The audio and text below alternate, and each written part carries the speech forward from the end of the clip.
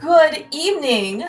Welcome to, my gosh, SGL. We are kicking off with a round of 32 winners bracket for Link to the Past randomizer tournament as part of one of the main tournaments with a really juicy, almost $5,000 cash prize pool, waiting for potentially, hopefully, one of these veteran, amazing top runners. We've got actually a really great match up for you today. We have Thalane versus Matt, two titans of randomizer of Link to the Past, regular game, vanilla, whatever mode you want. They've mastered it, they've done it, and this is going to be actually a really amazing matchup. I am Claire Mouse. I'm here joined today with Ari. Ari, how's it going? Are you excited for this? I'm super excited for this. Yeah, two great runners, like you said. Playing good bud of mine, always excited to see him play. Matt, has been a mainstay of the rando circuit for the past 3-4 years at this point, and yeah, he's been putting up solid results, like number 3 on the ladder.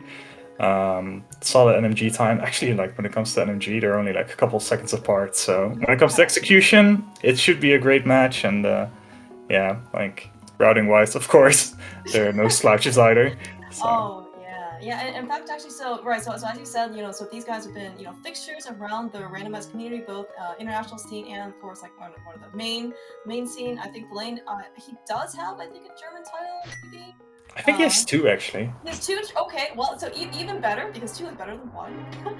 And as you mentioned, Matt is, maybe like he's lifetime global number 3 on ladder, which was really it's just like how did you get so good? Like so quickly. Yeah, and as you mentioned, these runners are capable of very strong execution. They also actually both have a 125 NMG PV, and you really can't get that kind of time without really putting forth a ton of effort into this game. Did you have to catch that map check, by the way, Aaron? That was super fast on the link side. I think it was 2 red crystals in Eastern Hera and a normal pendant in desert. Okay. I didn't expect a map check there, but I guess we'll take it. You're right, Ari. In fact, we're gonna have to ask Elaine why he's not doing a map check here, because with SGL settings, we get to start out with sword, we get to start with boots, we get to fast immediately, and NMG sub 6 escape 555 is usually a really good target, especially a really good time for boots runners. With the boots, we're gonna really go for that right around that like 5 flat mark. Hopefully something around like 505. The benchmark today for one of these guys is probably, let's go with like a 5. That would be really good target to reach. Yeah, I mean, if Thalane is able to get that with the map check, that would be great. Oh man, that would actually be really amazing. The fact that it's actually tied with Matt, considering the extra map check, is pretty great already. So it's something to keep in mind when it comes to like the mental math. Yeah, no, and in fact, okay, so it actually looks like also both runners have actually only picked up 1 pot of magic. So I think maybe how much magic. Are you seeing the sync, Harry? Forget what I was saying about magic. It was so pretty, like between like that one screen. Yeah, it's always cool to see like what the different strats kind of cause when it comes to like time differences and safety. Sometimes you get hit with certain RNGs and you still go for it. It's yeah, with this early sync, that's kind of why I love Escape. It just kind of gives you an idea of what players go for, what strats they have, how their general execution looks, and you can kind of build the foundation for the rest of the race from that info. Yeah, and of course also just with the fact that we are doing Escape, this is going to be not only this is a high tournament, this is a high stakes match. Tournament nerves, I'm sure, are just clawing, at these racers, right? So, a good way actually to try and counter some of those nerves is basically by doing the same thing that you've been doing hundreds, if not thousands of times by now, right? There's actually probably potentially a good time to, just basically settle in, do what you've been doing, for the first 4 or 5 minutes, and then you can kind of like really start to, really think about the scene. Yeah, and it's a good warm-up as well. It just kind of gives you an idea, okay, well, I'm feeling good, everything went well, it kind of gives you a good start. Other than that, if you just lose a couple of seconds in escape, that's fine. We still have the entire seat left, and you're always able to kind of make sure you're in a better state after escape. Yeah, that's certainly true. You know, it's certainly kudos to both these runners. Man, man, the sync here, between these two runners, I mean, it's just so pretty to watch. Really actually goes to show you, just how practice, and precise basically like all their dash lines are, right? As you said, they've done this probably, hundreds of times, just trying to get relaxed, settled in. They know basically where all the good dash lines are. Yeah. I'm noticing that thalane is going for a few safer dash lines, probably something that's more in his muscle memory. Like he has practiced like escape a little bit with SGL settings, and he's not taking over everything. It might be that he's not feeling too well, just going for things that he's comfortable with. Yeah, I think that's totally fine. I mean, so long as whatever you need to do basically to get yourself relaxed, right? So you play, as you said, lose a couple seconds to escape. It's probably certainly fine. But they've got so much seed basically to play here. Yeah, for sure. And in the end, it doesn't really matter too much what kind of strats you do, as long as you're consistent and comfortable with it, and that helps you way more than doing risky strats that you probably lose more time on by failing them and bonking 3 times or something. Yeah, as you said, right, escape is also just one of those times at least you can kind of settle in. Also, hopefully you don't get tilted too much by just all the little things, right? Because that's going to matter. Yeah, pretty good back escape here so far. We got a Master Sword already. Probably would have been a little bit nicer if they could find it just a little bit earlier, make the escape just ever so slightly faster. But that blue mail, or in this case, the Blade's case, the yellow mails help out in terms of being able to like not die later. Yeah, so Thalane's probably really sad because the Shy Girl sprite is Thalane's favorite, but he absolutely hates how the blue mail looks. Oh, really? And considering there's no red mail in these settings for the coming hour and who knows how long, he's gonna be running around in that rain jacket. Alright, so what he can do, of course, is he can just reset, right? And he can just all of escape, and you can just skip that chest. I'm sure that'll be on his mind, right? Yeah, totally. It sounds like the best idea. Yes. Ooh, okay, interesting. We did pick up bombos here in bomb crops. We also should mention though that we also picked up a bottle. So that's gonna be actually something that's gonna be really nice when we eventually make our way over to Kakariko. That is potentially one influence, maybe that will send our runners there sooner rather than later. Just so in this case, because you picked up a bottle, you don't have to necessarily search, let's say, like South Shore or maybe like Akina or Ice Rock Cave or somewhere else in order to basically find that bottle, right? So you could basically do one fewer thing that you need for Kakariko. Yeah, this probably is going to homogenize the route a little bit for both our runners. Yeah, having a ball early definitely incentivizes you to go to Kakariko early. If people are feeling very conservative, they might still do South Shore first in order to find the flute for like really only having one trip to Kakariko, but I assume that with like early bombs, early bottle, they'll just go to Kakariko and see what they find and go out from there. Yeah. I mean, typically, like, the flute is you kind of just have to hope that you stumble upon it sooner rather than later. But it's usually something just because there's only the one flute out there versus like 4 bottles, right? Yeah. You typically don't try to delay Kakariko for too much longer if you can find it. Yeah, the flute is really just a bonus. Sometimes if you delay Kakariko, it's really just for the bottle because there's 4 out there. The chance that you find it is way more likely. Yeah. So even though there are 4 bottles placed, it's just a reminder for people who may have just been like looking into the top 32 for the first few times. We do have all 4 bottles placed, but this is a modified hard item pool. We do have a glove here. Okay. Oh no. We have another glove here. So early here in Blindside. Typically we have to go basically, rescue the fake maiden and the thief lion in order to get that Titan's fist. But you know what? He decided to just kind of chuck it over here in the luck world. Okay. While we're not in the well yet, I'm just going to throw this meme out there that there is like this very slim chance that Thalane is actually just having has had too much cough syrup or something, and is going into ice, like straight out of. Oh my god! Oh, dude, that's right. That's right. Oh, okay. So maybe that bow might influence our runners actually to make it a detour, at least with Lane, in order to go to Eastern Palace. That is going to be a fully clearable crystal for him. Lamp right now is merely suggestion, and you know, I know that you and Thalane actually ended up playing an Randomizer seed, which you know can be a bit dangerous with the dark rooms, but you know we don't have an Randomizer today, so Thalane's probably feeling a bit more comfortable going through those dark rooms. I mean, he's already at like 2/3 of the health that he had at the end of the seed yesterday. That is true. Yeah. He's more comfortable. Yeah, I was gonna say Thalane was a champ yesterday. He had what, like blue mail, I think, and 6 hearts basically for the entire game. Yeah. All right, so it looks like at least you know we're gonna probably finish with Kakariko. Assume it's gonna be in this case. We're going to check the sick kid, check the backup tavern, and then look at the library and mace race, and then maybe our runners will make a decision.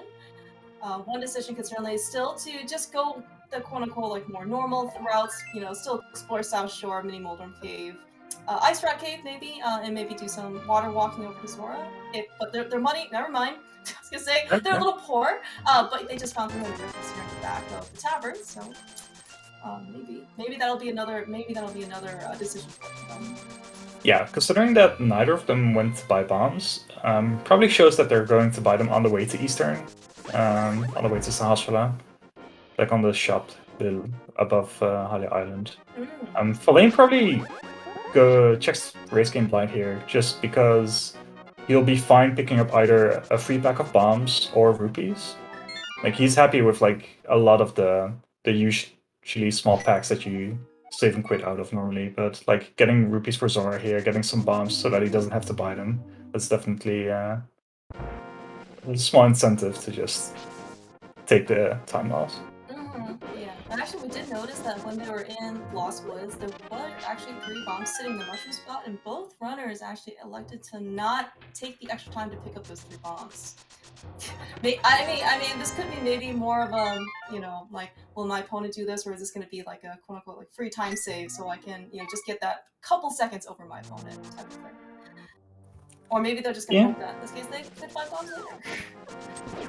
Maybe it was a little bit of muscle memory, just, okay, I don't need that.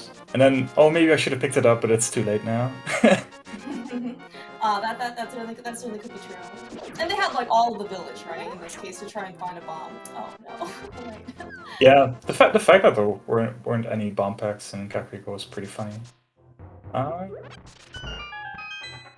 I'm not exactly sure about this routing out of Kingston. I guess in theory it makes sense, but I don't think a save and quit loses that much time. Ooh, but that's pretty interesting to... Oh, go ahead, sorry. Oh no, I was just gonna say, so Matt actually gave us a check on the Great Pendant as well. It actually happens to be pod today, so maybe that is actually even more incentive in order to do Eastern Palace now, because, you know, who wants to do Pendant pod here, and maybe this is gonna be hopefully our one and only trip back here. Yeah. It's actually kind of interesting, because usually if you have Pendant pod and Mid's Dark World access, it's pretty nice to, at the end of the Dark World loop, just kind of go into pod and clear it out and leave Helma. With Green Pendant, you kinda... yeah, it feels a lot more dangerous. Oh yeah, that's true. You know, Pendant Pod seems to have this affinity for putting last item, you know, on boss as well, so I don't know. I mean, and going all the way back to Helmasaur isn't really like a very fast trip over, right? Not only like the trip back to Helmasaur, but also the fight itself. So it certainly could be, you know, a bit of time investment. So we picked up the mushroom. No flute, but you know, I feel confident that these runners know how to get over to the witch's hut in a relatively fast manner. Yeah, especially with the boots, it's an easy fake flipper setup to do out of Link's house. Alright, so it looks like actually we do have another medallion to add to our collection. We found Ether as the second item, so... potentially speaking, you know, we don't have to. Hopefully, we won't have to go on a medallion hunt today. We did see you mentioned there were one. Oh no, it's actually we know desert was a pendant and pod is a pendant, so maybe we won't even have to go on a night's rock hunt today. Let's hope for that. Yeah, still a small chance of that. Alright, so we'll kind of see what is in the big chest here, and there might be a chance that we see a vanilla big key chest skip here. Okay, it's a 50-50. Matt is going straight to Marmos. Matt, yep. This is, alright, so yeah, as you mentioned, Ari, this is actually exactly 50-50, so the last item actually could be here on the boss of Marmos that Matt's going to try and get through, or is going to be in the middle of the key chest location. Do you know roughly how much time you would save if you don't end up going to the key chest? Looks like the lane's actually going to go. Alright, time to time it. Okay, so he goes for the door at 13:30, so we'll kind of see what... I would guesstimate about a minute. Okay. That also does sound like, you know, something around that ballpark, but I guess we've actually never timed. So yeah, so that's good. We're gonna do live timing because we have a runner here to demonstrate for us. Yeah, of course, if you don't have to land, it takes a little bit longer as well. Even though these dark rooms aren't necessarily hard, you do kind of play them a bit safer. Just hold your sword out, kind of tinker around.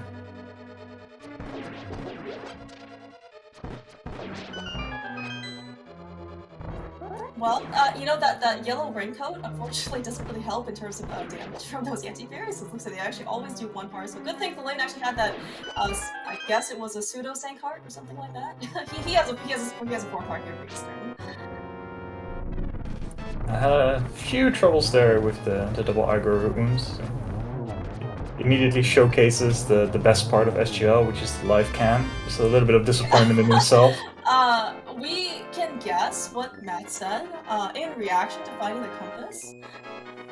Yeah, that's gonna probably be in his mind for a little bit, especially at least until he finds Moon Pearl, because that's gonna be the big search for the coming few minutes. Yeah. But it's likely to be in South Shore anyway.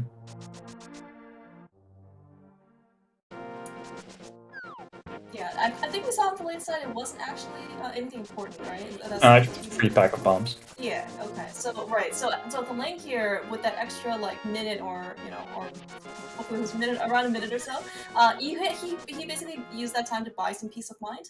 Matt hopefully is not going to kind of let this last item in Eastern, I left one there, kind of be on his mind too much in order to distract him from the rest of the race. Oh no, the lane. That was certainly a stray arrow. Yeah. Good thing he had enough in order to finish off Armos, but it looks like actually both runners have their first crystals right over the 15-minute mark. Yeah, that's definitely always nice to have early bow, early crystal Eastern. It's actually pretty surprising. Normally, if you get early bow, it's like, oh yeah, it's gonna be a pendant. But not today. Got early crystals. So far, it's actually pretty comfortable crystals as well. We'll have to see what the last pendant is in Dark World, but like Eastern and Hera are always the 2 nice ones in the Light World. Yeah. I was gonna say, so especially if you find the hook. I was gonna say, especially if you find the hook shot, because you can just Hera pot up immediately. However, given the history of SGL, sometimes that big key or the basement has really burned a lot of runners. So. But speaking of, though, actually, with that fire rod that Matt just picked up, we actually have a full access here to Hera. Assuming, of course, we get up the mountain, we are going to be able to, we won't be, in this case, be able to get fire locked out, in case anything happens. Kind of missed what was on the Witch, but considering I think thalane hard reset it, I assume it wasn't anything. Right, it was $20, and he is probably willing to save that mushroom potentially for some, could be a safety, but maybe he's just trying to keep his options open at this point. Potentially for some more fake powdering later. Yeah, probably some fake powder shenanigans. So, Matt got his Darkbolt access in the Moon Pearl and Ice Rod Cave. Can just safely do the fake flipper checks as well. Might even go to Hobo with that Moon Pearl. No, he's just gonna go straight to Zoran. certainly, well, I mean, it's certainly one option to try and maybe wait for the Mire, but also like Hobo is somewhat, even with water walking, it could also be a little bit, it feels like it could be awkward, just because like you have to basically run all the way over there and then fake flipper. Good thing Matt picked up that heart piece and got his full refill as a second chest instead. Yeah, and at least he had the Moon Pearl for it if he did get that, get it in the first chest, but no worries this time.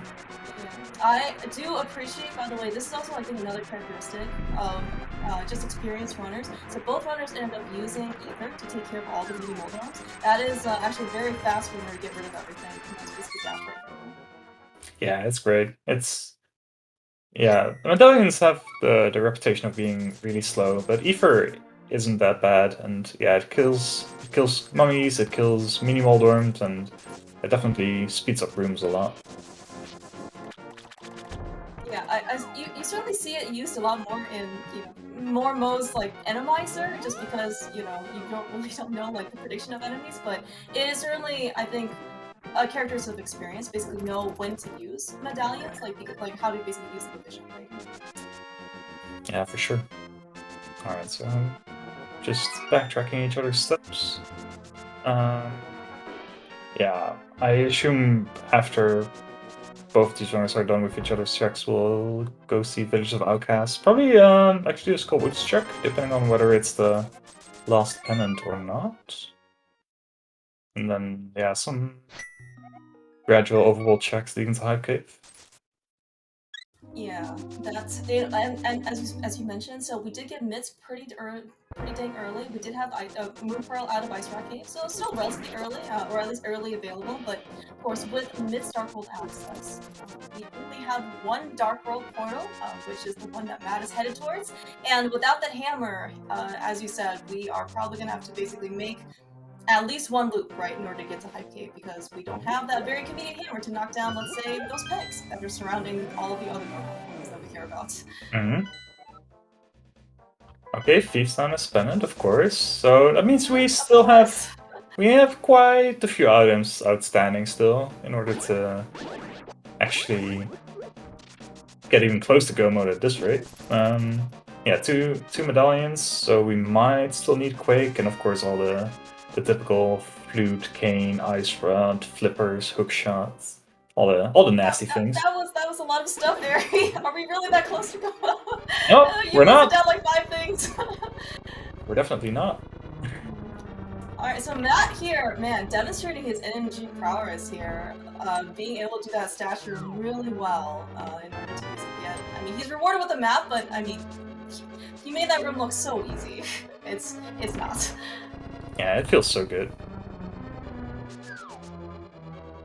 So speaking of, so normally in NMG, you're here with a little bit more health, right, Eric? Yeah, but okay. it kind of depends, because so usually Moth does 2 hearts of damage, with Blue Mill is 1 heart of damage. So depending on what kind of damage you take in the boss fight, you actually have more health than you usually would in NMG. So that could be a bonus, I guess. Okay. But we are here normally in MG with Temper Sword, not Master Sword, right? So the fight could take a little bit longer, and the longer it feels like you play with Moth, the worse your experience is going to get. Yeah, they have the secret weapon that's called the bee in the bottle. Maybe they feel inclined to use that. I am so looking forward to this if it's possible. Actually, no, they don't. They just have an empty bottle, I think. I lied. Oh yeah, that's right. So any bottles, yeah, that's right. So any bottles that we pick up in this mode, we are unfortunately it's going to come empty, just as part of the working settings, and we're only going to be able to hold 2 bottles in our inventory. So if you want the safety, in this case, if you want a potion, they do have a bug net if they want to try and catch a fairy from somewhere, but that is going to have to be a conscious decision on the runner's part. Yes. So let's go off on a tangent before Matt drops into the boss fight here. Do you know if Matt knows how to hover? He actually does. So both of these runners, I believe, have some experience in terms of hovering. Matt actually did hover his way over the Molten Two gap in one of the qualifiers, which is how, which is how I figured out how that he knows that. Yeah, that seems pretty reasonable, yeah. Just because like we have a bottle, we have a bugnet, and we have no man, East of Ari! Mountain access yet. We Like, have no hook shot. That is going to be an amazing sequence break if we can actually do this. I wonder if that's on our runner's mind. yeah, it's interesting question. I don't know how they're feeling with regards to that. Might be just a little bit too much at this rate, but it is an entire East Dark World that's open, East Death Mountain that's open, so it might be on their minds. Yeah, no, you definitely bring up a really good point because they do have myths, and so if they can get over there, that is Paradox Cave, that is both top and bottom, that is Spiral Cave, that is Super Bunny Cave. That's if they can get over to the East Death Mountain, I'm sure Hookshot Cave is also on the table for them, right? So That's the assumption, yeah. Also, very nice Mafia fight from Matt. But yeah, that's right. That's right. I keep saying, I was like, we watched that fight. It lasted like, I don't know, 5 seconds or something, right? Or maybe 10 seconds. It was just like so fast. Thalane hopefully is gonna have just as good of a fight. He does need to be a bit careful. Muff is not playing super nice though. Yeah, if you have Master Sword on Moth, okay, well he handled it really nicely as well. But usually if you have Master Sword on Moth, you want to go for the spins there because that does tempered damage. And if you knock them into the spikes but keep the spin like on their hitbox, it actually overrides the spike damage. So you do get the hits off. Nice. But yeah, Pendant cleans up really nicely. These are some really pro strats here. Hey, okay. Oh man, Matt, why did you have to find the second item, which is the hook shot, inside Skull Woods? That is, all that talk we were talking about of trying to hover over with the ferry revival to East Death Mountain. I think Matt's probably just gonna go there with the hook shot. Sadly. Yeah, it seems a little bit more enticing that way as well. But dang, we kind of just hyped it up, the possibility, and then just gets destroyed right in front of our eyes. Alright, so at least that we know that Skull Woods, if you subscribe to, Team Error 216's never skip Skull Woods motto, this is exactly the reason, is that you're gonna have a hook shot. And once you get over there, certainly, as I think we mentioned before, you have, I don't know, whatever, 10 to 15 checks over there or something like that. You have a lot of stuff. Yeah, it's not on logic yet, but lamp logic, especially once we already have the fire up, it's probably not on their minds too badly. It probably is even better information. Like if you find the lamp on Death Mountain, you're like, okay, yeah, I can definitely narrow down where the flute could be. Yeah, and probably right now, as you said, Dark Room's probably not going to be the utmost concern. In terms of, they might like to have a lamp just for me some, later for magic management. We do not have half magic in this pool. It has actually been replaced. I think it's too big of a concern, but, if you're in Ganon's Tower, you potentially would like to use a lamp in certain situations, so you don't have to always just keep using your fire rod shots and basically always having to pick up more magic or find it somewhere else or buy a potion for it. Yeah.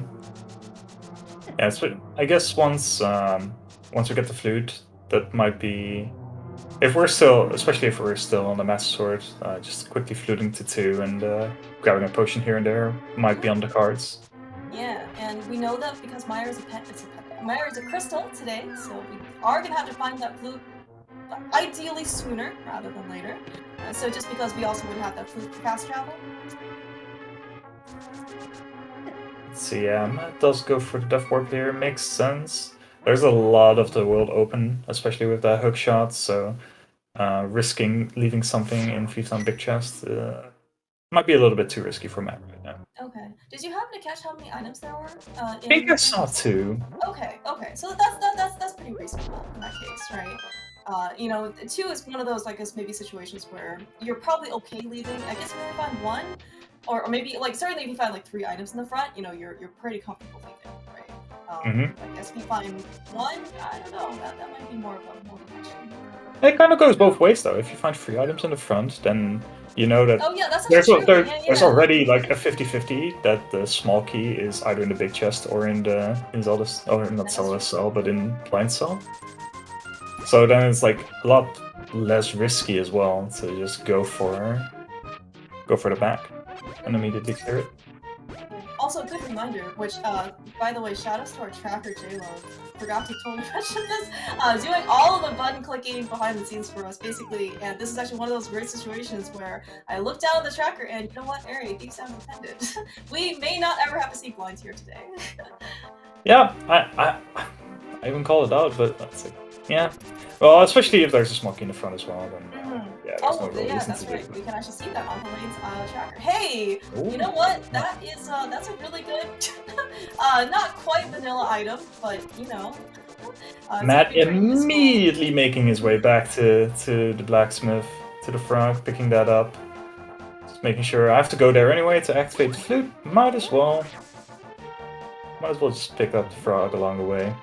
Yeah, no, I actually really like this part of, you know, this is also part of the fun part, I guess, of Rando, is that you get to basically dynamically route and change, you know, whatever from your quote-unquote normal routing, because, you know, Matt probably was going to go over here, not necessarily pick up the smith, but once he found that flute, right, it's like, hey, I'm going to go over there now, I'm going to pick him up immediately. Yeah, definitely makes sense. Okay, Matt has to be careful here, he only has 2 bombs. Don't miss this throw. Okay, he's just gonna plant it. Looks like he's actually going to play the same. Thalane has to be careful a little bit as well. They both have been pretty sync on the bomb counts. They haven't been fighting a lot, and like none of the prize packs are really cooperating.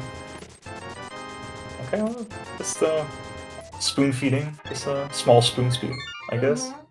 Yeah, I mean, it looks like actually we're just getting 1 item. I mean, we did get a pretty good amount, I would say, early on, right? We did get this, and we got Dark World access pretty early, but we are still looking for, as you mentioned, Area, lots of stuff, right?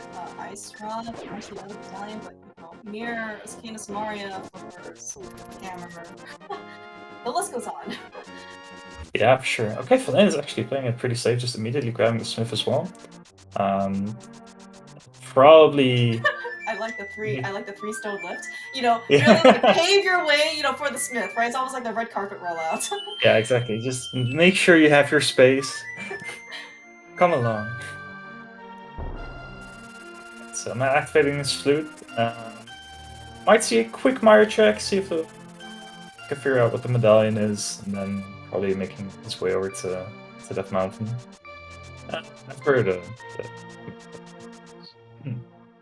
Yeah, no, I mean, this is definitely going to be really good knowledge, and of course, you know, so unfortunately we still don't have that mirror, so we can't really do too much more in the Mire area, other than, in this case, Mire Shed, check the medallion. Of course, you know, if they have the medallion, they could go inside. The lane is getting bullied by that bomber. Man, a good thing he has the yellow raincoat. Maybe he would have been as aggressive if he didn't have it, but still, that's kind of like, you don't want to take a death ward in the overworld. Yeah, no, that's definitely the case. Oh, Matt didn't turn in the shovel yet. Okay. So it's actually gonna be a little bit closer than I thought. Matt has a little bit of a lead with Tyler's chest skip. Yeah, so far it actually looks like that's actually probably the primary point of divergence for these runners, because, you know, maybe they, you know, go over to one area versus another, you know, in different orders, but between the 2 runners, it looks like they're actually just done relatively like the same amount of stuff. Yeah. Okay, so that's E for Mire, so yes, so technically they can go in, yeah. The loadout doesn't seem actually too terrible. We're just kind of looking for that Canis Maria. Looks like Matt is not interested. I guess we can't even really do too much anyway, so. Yeah, I mean, you could go either way with going in. It's like, well, depending on where the big key is, we probably have to do most Mire anyway, and who knows? If Kane is in there, it's really good. Oh yeah, that is certainly going to be quite the turning point for the scene, because so Mire, in addition to, you know, if you find the Kane in there, yes, it's not going to be like a very common decision, you know, for runners. You know, kind of certainly depends on your style, your preference, but also it seems like Mire is one of those dungeons where runners have different, I guess, like risk tolerance. So like some people only want to go dip Mire exactly once. So then if you find the big key early, it's like, do you just go straight to Vitreous? Do you leave one item there? Do you leave both items there? It always just seems like no one really has like a there doesn't seem to be like a consensus, I guess, you know, for how to in those cases, how to best approach Mire. Yeah, it's because the layouts are so wildly variable. It's like either you get a really good layout and it's like, okay, do I really want to do anything? Okay, look what's Thalane doing. Oh, He's actually going in. It's very all right. This could be big for Thalane. Yeah, but yeah, it's kind of weird. I would say the risk isn't that big. It's so weird.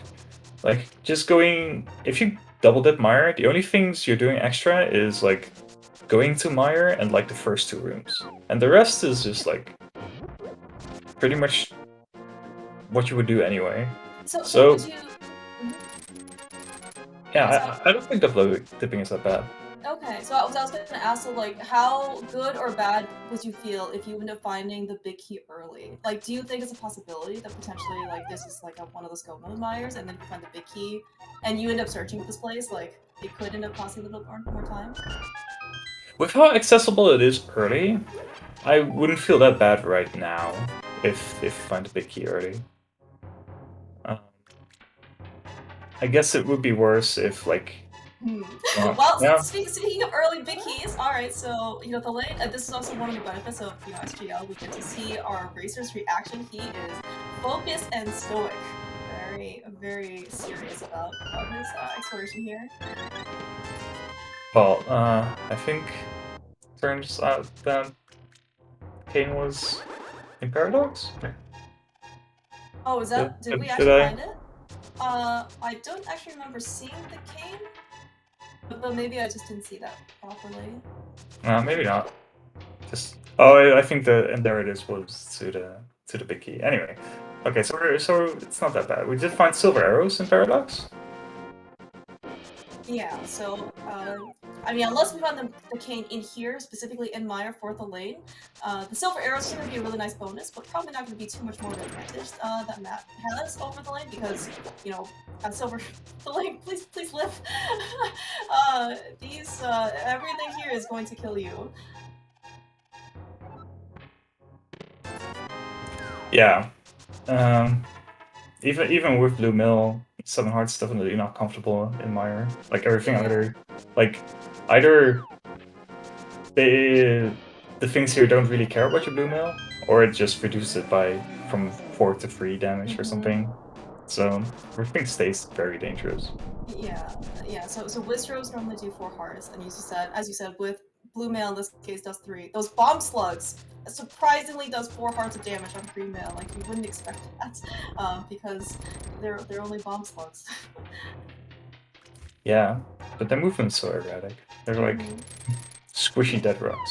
Yes.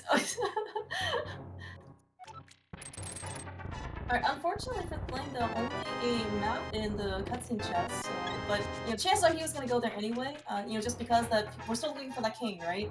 So chances are even the victory item is on Vitreous. No, Thalane! Oh no! Oh no, he definitely got sniped by that shooter. It was just coming straight at him for that chest. Oh no. Oh, Thalane's going back. He's a trooper. Yeah, I think at this point you have to commit. Alright, so Matt has actually explored a lot of the mountain. Looks like actually we did pick up the first. More bombs, so probably it's good news for him.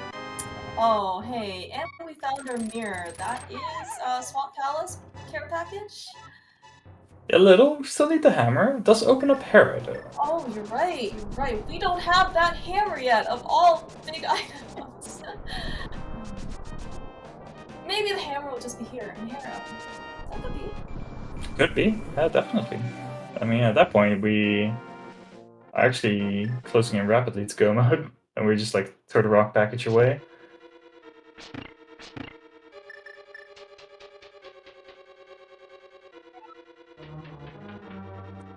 Okay. So. Yep, we do have a big key, which is always kind of like nice to see, just because you know you don't have to at least abandon the big chest.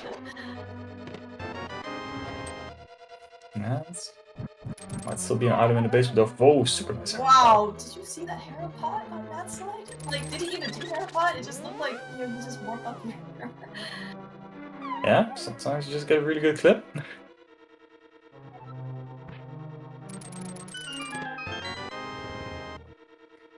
So, yeah, the flippers alone, like, were kind of scary. It does open up, like, East Dark Worlds, like the pod area, but it also opened up Ice Palace. Together with the Mire, though, it kind of gives them a little bit more breathing room for really bad checks. It does open up things like Graveyard Ledge, K45, which aren't really things you would like to do isolated either. But it does feel better to do things like that rather than dipping into Ice Palace without the help. Yeah, no, you certainly bring up a good point. You know, some of our dungeon options with only the flippers and the mirror, for that matter, without the hammer, don't seem terribly appealing. Now, of course, thalane does have an affinity, as you mentioned earlier, for Ice Palace. So, you know, after he picks up flippers, you know, do you think thalane might decide to dip in? Yeah, kind of depends. He might just have a day where he'll just double down on risky decisions. So I personally wouldn't really call the Mire very risky, but I could see him being like, okay, this didn't work out, I gotta do something, let's just go into other spells today. So it wouldn't be too strange for him to do something like that. But it could also just follow Matt and go to Pendant Desert, which also doesn't necessarily feel super great, but it's very reasonable. Yeah, well, we do actually have a good number of checks over here as well. So we do have checkerboard cave now, as you mentioned with the mirror. We can dip into Pendant Desert. We potentially could pull out an item or two, maybe in here in the front. I don't believe we checked Gina on either side. No, not yet.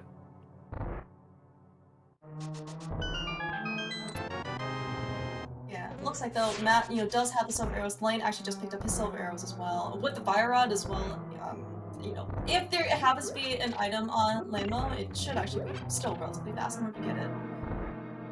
Yeah, the back of Desert isn't necessarily super fast, but it's not too bad either, especially if you can get a fast Lamo kill. And we're pretty suited for that with those silver arrows. Yeah. You think they'll be nice and like switch over to wooden arrows? You know, because they're so good at MG, right, Harry? Yeah, Probably not, huh? For something as high stakes as this. maybe we should have asked them before the race. That's true. Oh, but I'm actually kind of wondering what they'll do after we're done with like Desert. So, yeah, as you also did mention, so there are some somewhat more isolated checks, such as Graveyard Ledge. But hey, you know what Matt's gonna do, Harry, with that Cane of Samaria? I think he'll What do go you think? into Mire, maybe. Maybe, yeah. But that's a pretty good approach. Like, you know, since we're right here, we just took the portal. You know, Matt's not even checking checkboard cube right now. We are going in. Okay. So this isn't too bad for thalane if you're really worried about that. Like came pretty early, so there's still a very big chance that Matt is going to full clear this. He might skip out on cutscene chests before doing video or something. Yeah, because we did end up seeing that it was a map, right? So it was a non-key. So I guess like, and as far and of course we did see on the link side that the main key was in the spell chest. So, you know, I guess we're gonna have to see like what Matt decides to end up doing in this case. You know, if he decides to do everything but the big key, the vanilla cutscene chest, and it goes straight to Vitreous versus do the entire thing as you mentioned, or just go straight to Vitreous after he finds the big key. It is still pretty early though, as you said. So, but there's lots of decisions here to be made. Yeah, but he'll probably spend more time than just going straight to Vitreous. At least that's what I would assume with the key layout and what we found so far. But yeah, that's still small incremental advantages that Matt is building up over thalane at this rate. Just avoiding a couple double dips, being able to like skip out on a check here and there. Yeah, It's just working out. Yeah, no, and you know, like the incremental things may not seem too big of a deal, but you know, so how many screens do you know if we go through in like a normal NMG run? Is it something like 500? Yeah, 500 something. Okay, yeah. So Rando does a lot more, right? So it's like, like in this case, you know, incremental stuff. You know, you do a couple hundred of times. You know, it really does add up. Yeah, for sure. Okay. So that's one item. This match is gonna go down. He's gonna go back. Okay. So that probably makes sense. You'll find the second item in either the big chest or the map chest, I believe, which was 5 rupees. Yeah. So unfortunate. Was it this chest actually? It was. Ah, okay, Yeah. okay, here. Yeah, that was the unfortunate one that thalane ended up getting sniped on one part from. Unfortunately, yeah, that blue mail does not protect you. It does not lessen or reduce the damage of any fireballs. Alright, so finding, so Matt having the big key and found both items, he can comfortably go back to Victorious.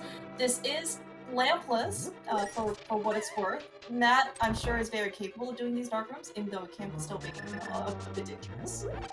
Yeah, it's probably not going to be super comfortable, but yeah, he's more than capable for sure. And yeah, with like either just the silver arrows, like we could say, like he has a lot of options. Like he has cape with master sword, and that's pretty much a free fight as well. But just silvers, pretty arrows. There should be no worries there. Yeah. So right. So the hardest part in this case, he is a little bit, looks like a little lower on health, but actually looks like he does have a blue potion in his back pocket. So very safely pulling out the blue cane, or in this case the cape or something, just to make sure you don't end up dying in this basement. Oh. Please, Matt. Did that land? That hit? No, he scrolled off screen right before. Okay. Oh, okay, yeah. Alright, that is a good decision. We were on half a heart going into one of the few rooms remaining of this dungeon, but this is not a place that you want to start over. No, it's so easy to just get sniped in the dark. Like, no matter how comfortable you are, sometimes you just walk a step too far and don't exactly know where you are. This is more than reasonable. Oh yeah, for sure. I mean, oh man. See, these just like these little things, right? Matt just knows where to use a sword piece in order to hit the switch. Just goes right for the pot. Or around the pot, rather. But, I mean, it's just so good. Such a good strat. Especially if you can beat the bunny beam or something. Oh wow, that I really was coming from Matt there. That is also, by the way, another thing that these runners are, very good at. So at least Matt is also, I think he also does prefer spoiler lock, so he is somewhat, accustomed to these like lower or low-ish percent fights. No lamp, basically just go. Yeah, for sure. It's just experience that you get after playing Rando for 3+ years as well, and Oh yeah, just being comfortable and just being able to say, okay, I'm just gonna do it, and not having to worry about, okay, should I look for the lamp? Should I come back later? Nah, I'm just gonna do it. Yeah. And also this is also another heads up play, in my opinion, is that the runners here, you saw Matt basically gulp down that potion. He knows that dying is significantly more costly than just him drinking that potion. Like, there's no pride here. You're going to live, and if you get sniped, as you said, in these dark rooms so easily, right? Just take the safety, and you can always go buy something else, right? Later. Yeah, I mean, the whole goal is to go as fast as you can while still living. Okay, so Matt has the Mire clear over thalane now, like just Vidi. It's still gonna be like 2.5 minutes extra. And that is if thalane does find the lamp before actually committing to clearing Mire again. But there's no real reason for thalane to come back until he's actually in go mode, so he has a little bit of time. Yeah, no, that's certainly a good point. Thalane has in fact cleared out the entirety of Mire. He's picked up both items, so as you said, we just need the crystal later, so no reason for him to necessarily do this right now. So where's Thalane going in that case? Is this Ice Palace? No. So close. It wouldn't be a super unreasonable option, but I guess it's just going to be like purple chests. Getting the couple mirror spots out of the way before actually committing to it. I really think that both of them are just hoping, okay, let's find the ice rock beforehand. Let's just find the ice rock beforehand.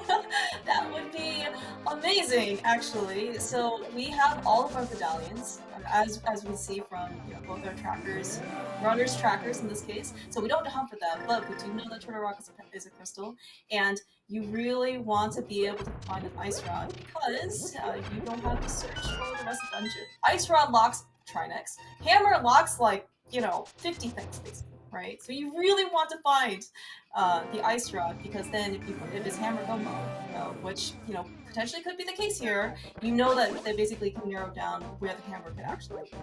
Yeah, that's for sure.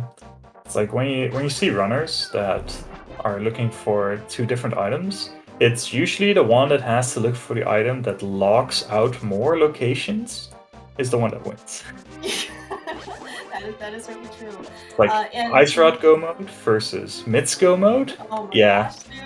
gosh, dude. Yeah, that is huge. I mean, I guess you can always get lucky, but I mean, it's like how many races have we seen here? Not even necessarily an SGL, right? Just all of random, right? It basically just comes down to the ice rock runs, right? Where you're just frantically searching for the one thing that can be locked out, and you just hope you can find it first before your opponent. Matt, was that a quick fish, Aaron? I think so. Oh man, see, more NMG execution. It's so good. Is Flame just gonna go for the first chest here? No, okay. I wouldn't have been super surprised. Like, if there is ever a moment to just go for it, like, you're never gonna be in this area again without the hammer. But... Flame... Oh, okay, I dig this. Yeah, we have our 5-6 crystals, so this is going to be a very interesting play for Flame. It's not a logic without the lamp or the hammer, but the hammer could definitely be behind this. And if either the lamp or the hammer is behind this, then you do get some critical information once again. Yeah, I think this is actually quite a treat for viewers because we don't often get to see something like this. Thalane is taking advantage of, in this case, basically transitioning right when the timer hits. Okay, so I think I heard from checks actually you said you have like a 13-frame buffer or something like that in order to make that transition, in order to basically, hey, look, we have a bomb back. Yep, it's beautiful. I think this is also just another one of those things. So you meant we do talk about how these runners are sort of very high execution. Ari, did you see what's on Hobo? What is he doing with that thing? Yeah. Turns out that the Hobo used to be a construction builder or something. But, yeah, that was his retirement souvenir. Yeah. Wasn't there a scene earlier? I can't remember where Hobo had her ice rod or something. Maybe this was like must have been another race where it's like the location of Hobo can actually be a little bit of variance, right? Because with SGL starting boots, you can bottom walk, and then some runners decide to go to Hobo early, right, as part of it, and some runners, in this case, actually we're watching both Elaine and Matt kind of put off Hobo just so you can have a more convenient time to go check it. But man, in this case, Hobo really paid off. Yeah, it's wasn't it? I think it was. I don't remember, but there was a hookshot on Hobo, and it's like, yeah, you kind of had access to it really early, but like, how quickly do you check it? Yeah.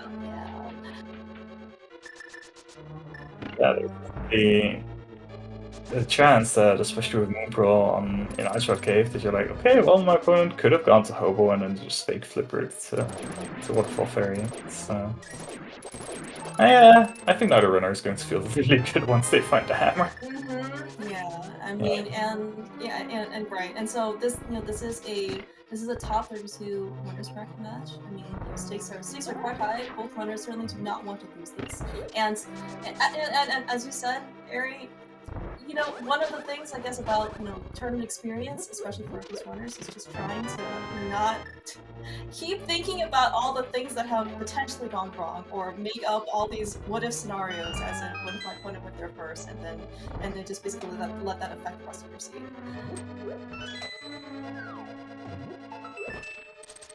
That's right. Okay.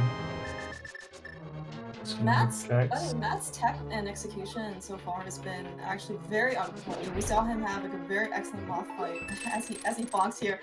His hair pile is super smooth, his icebreaker is super smooth. I mean, he is just basically tearing the sea apart right now. Yeah, he's playing super well, and he's not leaving a lot of room for thalane to catch up, especially once thalane is actually just tracing Matt's steps. We'll see if he actually checks Hobo before going into bot here. Could be a little scary. Yeah, it does look like it. Okay. Yeah. So Yeah, this then is certainly I was gonna say this actually is very efficient routing, right? And one of the reasons why I think people potentially like to delay checking Hobo is for this exact scenario, right? You can, when you have the flippers and the mirror and you have dark world access like this, it's much faster in order to check this one versus like swimming and running all the way over here and thalane. Poor thalane. That was not a woohoo! I found the hammer reaction. That was a how long has this been, in my opponent's hands? Yeah, it's definitely going to be a. Okay, yeah, that's could have had that for 50 minutes. So it looks like though we do have a bit more of a divergence. Matt is still continuing his way on Ice Palace. Looks like the thalane is going to at least explore out Swamp Palace because he is right here. Yeah, very reasonable. Could go either way. Yeah, you could even decide to check things like hammer packs maybe if you feel like your opponent had hammer really early. But I think just clearing out Crystal Engine is probably the safest way to go. Yeah, and actually, so speaking of hammer picks, so we do remember that while we have not gone to powder on either side, the lane still has his mushroom. So that could be another incentive for people to kind of go over into more overkill checks. Yeah, for sure. But yeah, I guess I'm curious as to whether thalane will do left side swamp at this rate. It's like, again, you could probably see it either way. It's like, okay, I need to do left side swamp, I need to make a play, hope Ice Rod is in there, versus I need to skip something because I found hammer so late, I might need to like just skip a few checks over Matt. But thalane has been playing pretty conservatively so far this seed. Like, he's been doing a lot of overworld checks that he could have reasonably done a little bit later, maybe. So, yeah, it will be interesting to see. Matt had a pretty clean Cold-Star fight. Yeah, it's really hard to get a clean kill with Master Sword, and especially if you start the fight with bombos, it just throws off your internal timing a lot, and it's hard to get a clean kill, but managed to take care of them pretty swiftly nonetheless. Yeah, so speaking of Temper Sword, we're gonna see a Temper Sword hopefully this seed. That would be really comfortable for our runners, yeah? Yeah, it would be nice. Don't know if it's gonna happen though. Already cleared quite a bit, so I wouldn't be surprised if one of the swords is at least in Toroko GT at this rate. Ideally, we would find a Temper Sword before Argus. I'm not sure, as you said, that's gonna happen though, because, we are at least have seen like a good amount of Swamp, and I guess Lane's gonna at least give a sneak peek before Matt does here. Yeah, so Lane's gonna do the back first. Pretty reasonable. I think there were 2 items in the first 2 chests. Yeah, I think it was bombs and was that a piece of heart maybe in the compass chest? Yeah, I got a nice refill. That's pretty cool at least. So about that Ice Rod hunt, Gary, were we saying something earlier about we wanted to find the Ice Rod before the hammer? Yeah, it's never gonna happen. Like when we say something like that, it's just like we know it's gonna be an Ice Rod go mode, but just in case, let's just get into the player's mind for a second, and then know exactly how bad they feel once they realize it's not gonna be that way. I'm sure that's actually what they were both thinking when they picked the hammer. It's like, I really wish this was the Ice Rod. Yes? Yeah? Yeah, probably. It's like, oh yeah, of course.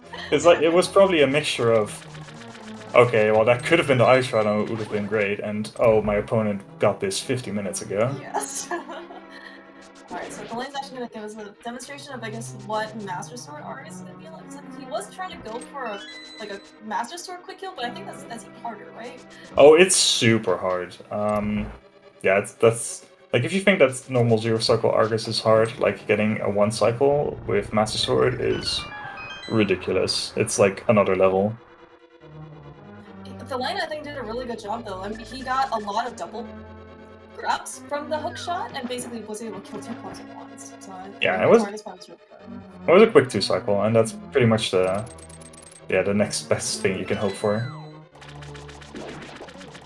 Okay, Flame's quickly meditating, just pondering his next decision. Yeah, he's thinking. So I think we did find a big key, and we did see the map and compass, so there are 3 items here left as well. Yeah, I think so. So, yeah, at least checking big chest is a no-brainer, and then you're just debating, yeah, am I gonna do this, am I not gonna do this? I'm already here, never gonna come back. So, I mean, how tempting is 3 items? Like, would you... So, you know, as you said earlier, right, Thalane, based on his reaction from he picked up the hammer so late, maybe he is potentially looking on what can I skip, right? In this case, to save a little bit more time. And, I mean, is 3 items, like, enough? Like, is that like too tempting to basically not steal? Like, would you, I mean, do you think you would come back with 2 items? You can talk yourself, like, in either situation. Like, you can think, okay, my opponent's gonna do this. It's 3 items. They're guaranteed to do this. Like, I can save some time this way. I need to catch up. Or it's like, there's 3 items. There's no way I can pass this up. Like, it has to be in here. I need to just be safe and make sure I don't lose the race by skipping this. It's like, you can... It's awful. Especially we're almost an hour into this race, right? And, you know, if you thought maybe tournament nerds would get to people, you know, at the beginning. imagine what it feels like right now when you get such a late hammer and that was available basically. I mean, not logically, but, you know, it's available to our runners. So. Yeah. Oh no, Thalane didn't get the switch hit. Did it not explode? Oh no. It was too far with the explosion, I'm not exactly sure. Oh no, he's gonna have to do Dark Down setup again. That's some small things that keep adding up. Yeah, no, and as you mentioned, right, so, you know, there are, you know, Matt has certainly been playing very well. He's incrementally, you know, making some, you know, strides over Thalane, and these little things, though, also cannot be good for Thalane's morale. So hopefully, you know, I mean, Thalane's definitely a champ. Like, he knows how to keep things together, and just hopefully that, you know, through his experience, he will let these little things get to him. No, he could visibly see him express his displeasure, you know, but I think it's all, you know, at least if it's all external and not internal, you know, that's good enough. He's feeling great. I could see it on his face. Alright, piece of heart. Finally got over the left side swamp. We did do the non-NMG left side first, so that's good. That is unfortunately not going to be a payout, but, you know, here we see Matt right back into Swamp Palace. Also cannot avoid the siren songs of 3 items, so it's not going to be any time loss. Any major time loss, at least, for difference. And I think him buying a bottle here. Yeah, Matt making a call to only check the big chest. Yeah. And with that, it's another few minutes gained for Thalane.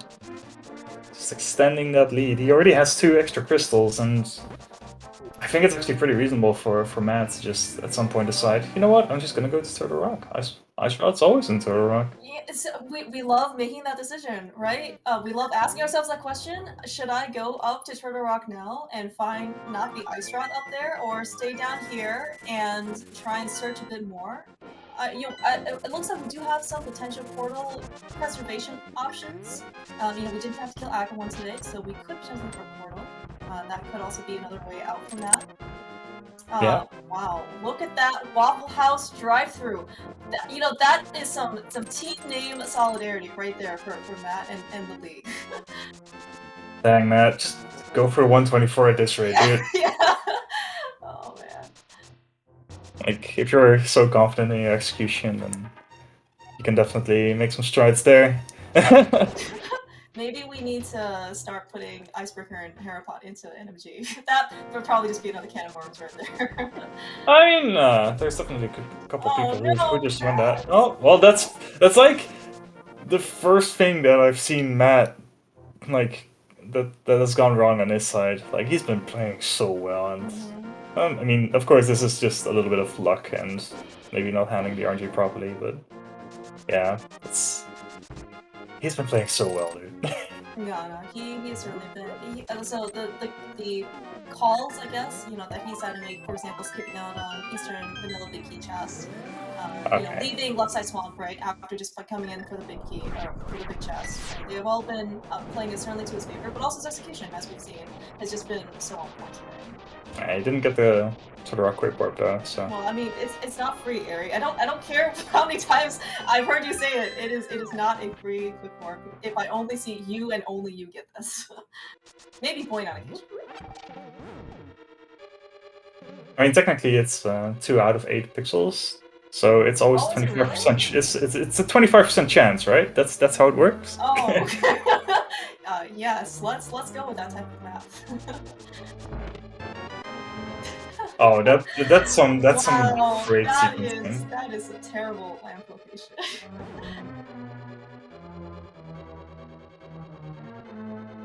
Yeah, so I'm at this rate. I'm not exactly sure if thalane is gonna find that before finishing Mire. I guess he would, unless Ice Rod is outside of Turtle Rock. I guess. But yeah, I think Matt's lead is big enough that even if he doesn't preserve his portable, he can afford to do this double dip. So I don't think we actually saw Matt do purple chest, I want to say. I think thalane did. I don't remember him going thalane back definitely for it. did. Yeah, just trying to think of what other options he has outside of Turtle Rock at this point. Or things that, you know, are off the mountain. So pod is definitely still open completely.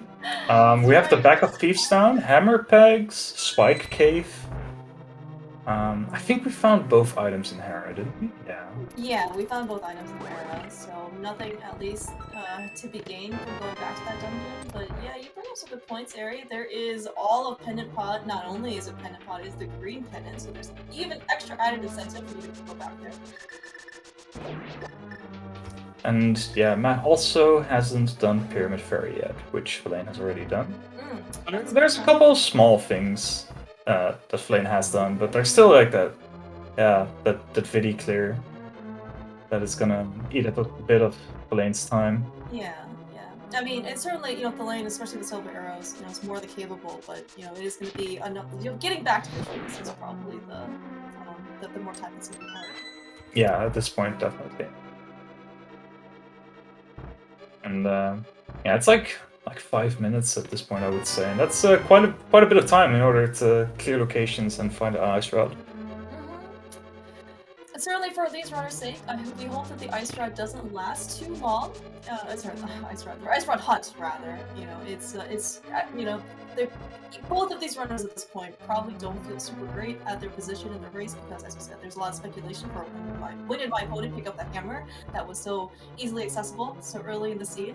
And so the longer you go without finding a piece of progression, in this case it only happens to be one, but this one could be so elusive, right? It's just like kind of like the worst you feel, right? Because like, well, what if my opponent went somewhere else and found it earlier, and that bomb unfortunately bombed, or whatever, rebounded back. Yeah, that room escalates so quickly because you just instinctively turn around. No, I need to get away from the bomb, and then you look up and you see this big eye open up, and it's like, yeah, you don't want to play a stair.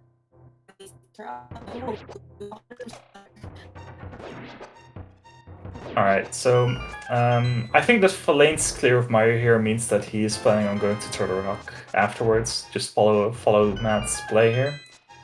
There's no real reason to do it other than that, because he just hopes to do one more mountain clear and then hopefully immediately go to GT.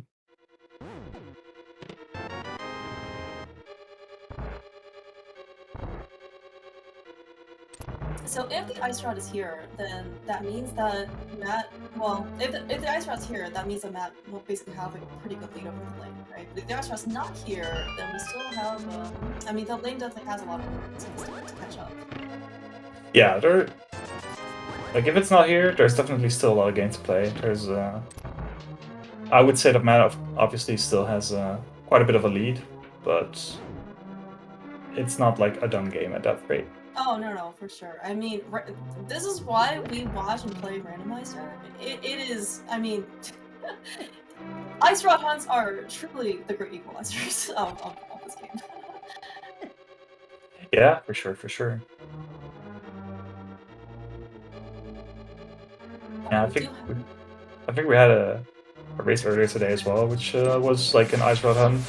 But that was for one player. It was like Ice Rod for one in the back of Thieves versus... Oh, yeah. Was it Ether? No, it was Ether, actually. But it's like, it's the same thing in essence. Like, just one thing that could be anywhere versus something that's more readily available. Yeah, Medallion Hunt is just another Ice Rod hunt, just looks different. Because it's rounder and more yellow. So we did see on Matt's side that the Ice Rod is in fact not in Turtle Rock. So it's somewhere in its home away from Rando Home. And so Matt is going to go somewhere else, and he will have some aspirations to be able to reuse that portal once he finds it. Yeah, so this probably means Pyramid Fairy. So yeah. Matt is slowly going to give some time back to thalane, but there's still a lot of locations where well, there's quite a few locations where the Ice Rod could be, but that number is dwindling pretty quickly. And so, alright, so Matt's gonna do... I was gonna say, so Matt's gonna do Pyramid Fairy. thalane is, of course, gonna go up and looks like, as you predicted, is going to try and find that Ice Rod in Turtle Rock. So where do you think Matt will go after this? Probably Pod. Like, it's immediately saves his portal as well. He can just run over there, so there's like no Mire flute or Death on the Overworld flute.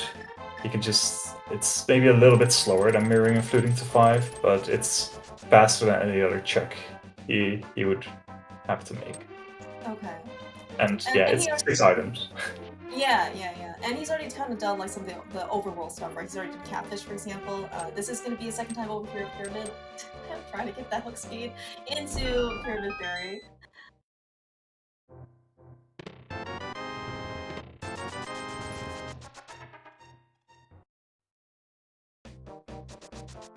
Yeah. Here we go. Alright, so other than that, I think we have Back of Feedstown, Hammer Pegs, Spike Cave, and potentially Pedestal.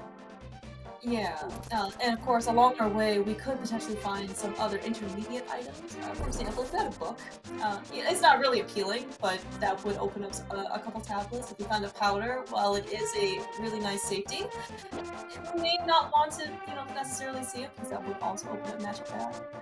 Yeah, which might incentivize them to combine it together with like Back of Thieves and Hammer Pegs, but of course, it's still a pretty slow combo package. It's definitely not something that you're really enticed to do.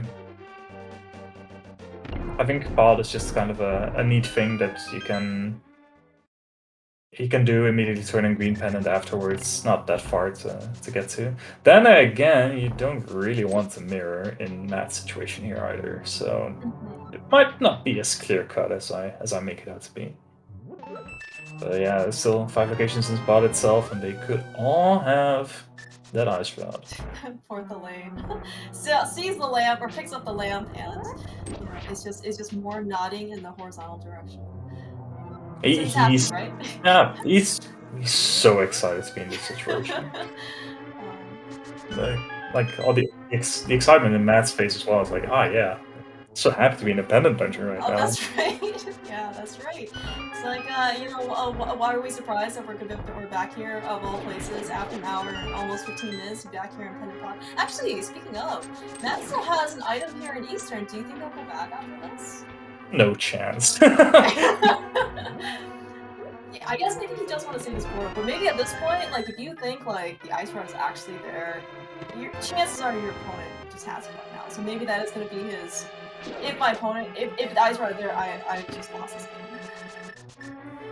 Yeah, it's so hard, though. Like, they could possibly both, like... mentally twist themselves into reasoning them for, oh, they probably did this. They probably skipped this. Alright, Matt Like- looks like he's trying to set up for a hammer jump. Very nice. Probably one of the few times you'll actually see the menu being pulled open, like for rando at this point after quick swap, is just to try and buffer your way over to like basically some bomb jumps. Yeah, not buffering hammer jump is probably one of the most mental things you can do. Like just ease a couple of seconds, just pause. It's okay. Yes. Just don't fall. Yeah. Also, nice to see that Matt actually did it from the south, right? Because I think like just based on like how the super tiles work, right? If you come from the north, then and you fail the bomb jump, then you have to basically go down the stairs and like reset the room, right? Yeah, because the compass chest room and harmless hallway are on the same super tile. Oh yeah, Matt's so happy to find that book. He's enjoying the seat even further because we get more content. That is exactly what Matt is thinking. That's all this is about, just maximizing our gameplay here. That's right. I mean, you know, so at least actually, so that book is actually potentially not as bad as the situation if thalane finds it, just because Matt hasn't done purple chest yet. So it is actually potentially like he could combine Bobo's tablet with that, right? Right now though, when if thalane goes into pot and picks up that book, Bobo's tablet is not really a place that you kind of want to get back to. No. At least like, Ether Tablet you can combine with Spy Cave, which is kind of okay.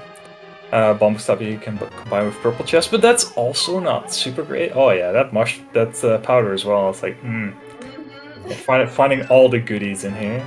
Is there an item on Helma? I don't remember. Nope. No. Yeah, looks like there is, because with that quick map, whatever menu, I think it's on map and compass as well. No, we just saw the compass, so that green pendant's just for the green pendant. So, yeah.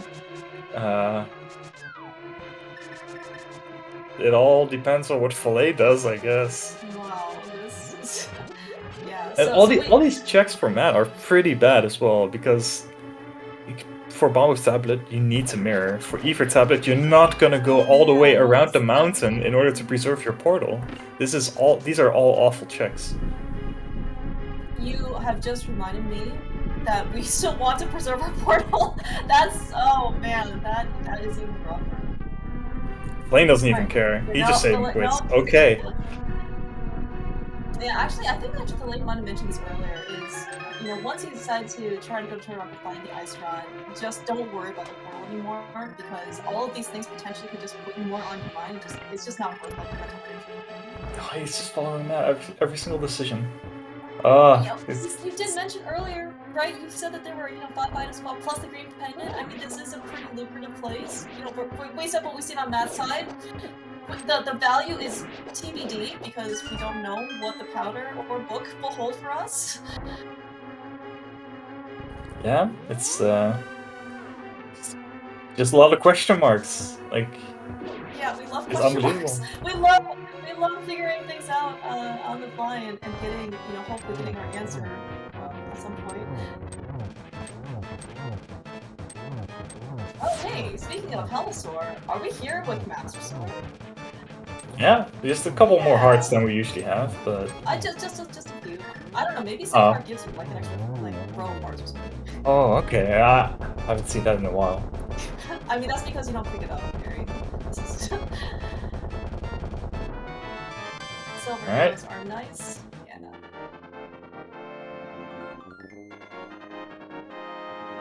Well, he does have the mirror equipped, so maybe he just decides it's not worth it.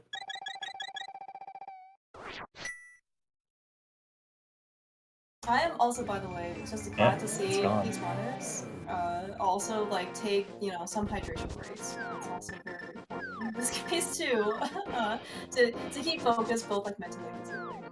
Yeah, for sure. I guess that goes for us as well. Be sure to take a sip. That's right. All right, it's yet to be decided.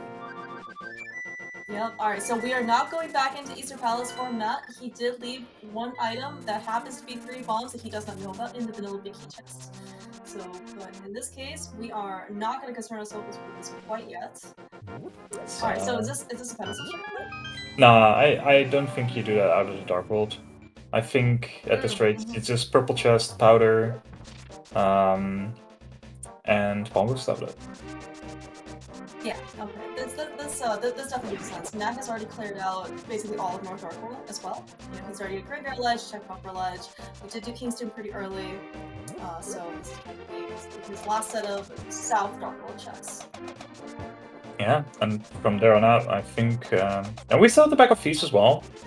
I guess we have to decide whether we do Ether Tablet plus Spike, and then... Yeah, then it's just the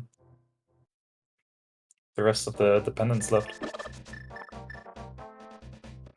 The seed had...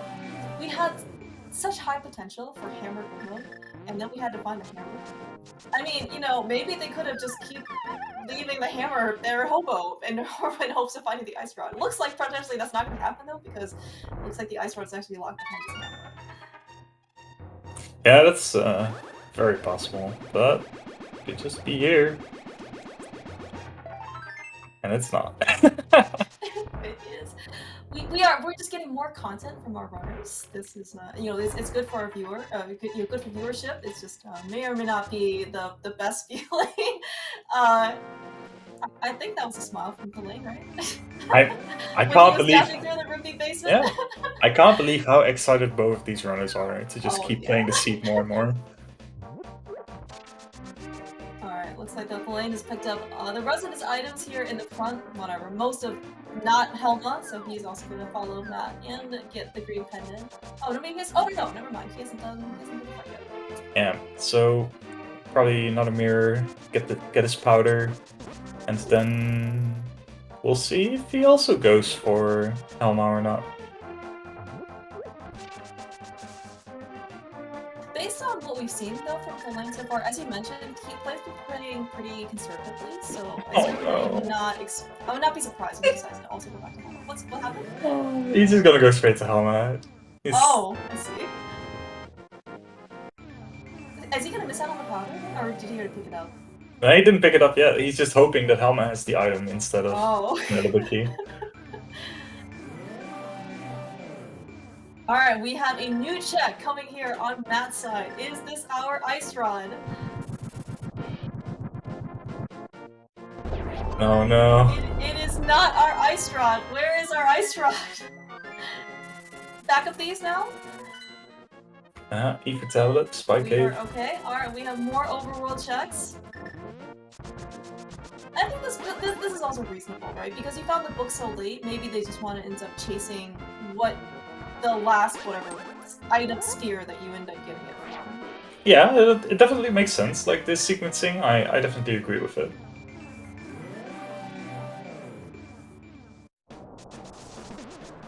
Like, it's really hard to argue against the actual decisions that either of these winners make. It's like, sometimes it's just sad, it's like, that you know it's not gonna work out. It's like, oh no, please just do something else. But, like, your brain does realize, yeah, it all makes sense. Nice key dash from thalane. And there it is. It was behind the book.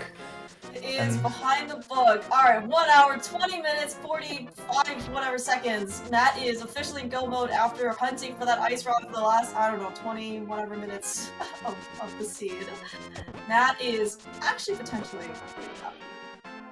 maybe. I mean, he did have to do the back of Feasttown, and it looks like at least that pendant pod tip was required. So, may not be like, you know, might settle his nerves a little bit because all the stuff that he did have to do, or that he did, was actually required.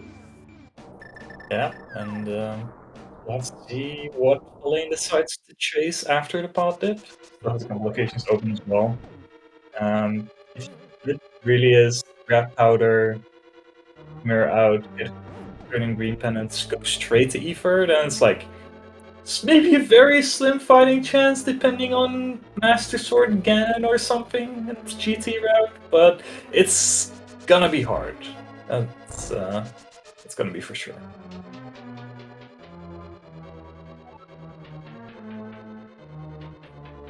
Yeah.